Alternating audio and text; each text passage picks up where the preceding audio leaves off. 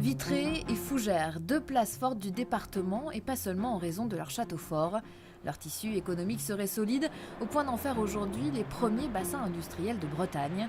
Sagem, Thales, Panavi, Lactalis, autant d'entreprises qui font partie des 600 que comptent ces territoires. 20 000 personnes y sont employées, une proportion identique à celle des années 70. C'est une zone attractive, jeune, et peu exposée au chômage, puisque c'est la deuxième zone d'emploi de France par la faiblesse du taux de chômage. Et ce dynamisme n'est pas le fait du hasard. Héritier d'une longue tradition industrielle, ces territoires restent propices au renouvellement d'activités. Pour preuve, Fougères n'est plus la capitale de la chaussure qu'elle était au siècle dernier. Aujourd'hui, on est sur un territoire plus diversifié en termes d'industrie, où ces deux secteurs, équipement de la personne, représentent plus que 5% des emplois. Mais pour autant, on a d'autres industries qui se sont développées autour de l'agroalimentaire, du verre, de l'électronique notamment, ou de la mécanique. Et c'est cette diversification qui permet aujourd'hui au territoire de mieux résister à la crise. Dans l'entreprise Otima, on l'a bien compris. Nous, on a plutôt, su s'adapter de manière positive, c'est-à-dire d'intégrer des nouveaux métiers. À l'origine, Otima, c'était de la tôlerie. Aujourd'hui, on vend presque plus d'études et de montage, de câblage et de collage que de tôlerie. Alors la crise, justement, elle n'a pas épargné ces territoires. L'emploi intérimaire a fondu de moitié à Fougères, du tiers à Vitré.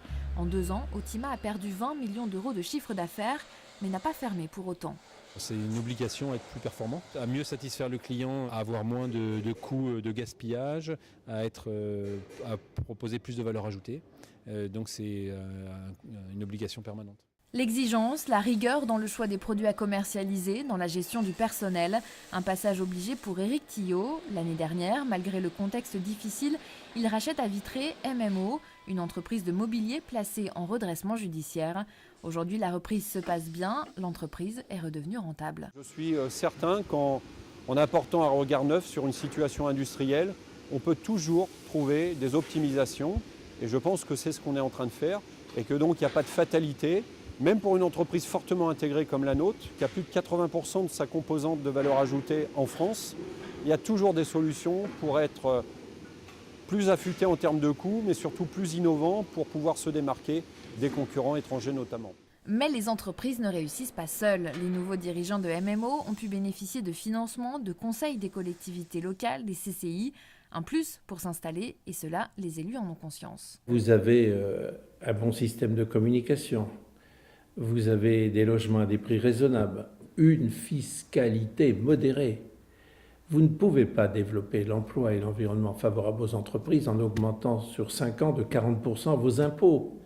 Ça suppose une discipline dans les dépenses de fonctionnement. Être soutenu, savoir se renouveler, s'adapter aux aléas du marché, voici donc aujourd'hui les clés pour rester compétitif. Et pour durer, il y en a 2 autres. La première, mutualiser les savoir-faire.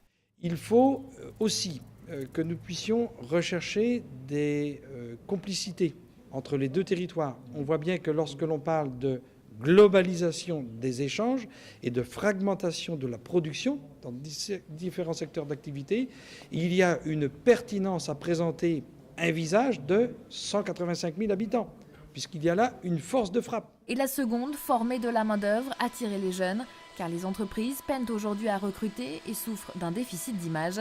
Pour changer la donne, certaines, comme SFPI, proposent donc des portes ouvertes aux enseignants. Pour montrer que justement le secteur industriel recrute et que finalement il y a des possibilités de faire carrière ou d'avoir des évolutions de carrière dans l'industrie. Les défis à relever sont donc nombreux pour les entreprises de Vitré et de Fougères. Rester compétitif est un travail de longue haleine. Mais l'armature est là, solide comme le granit de ces pays des Marches de Bretagne.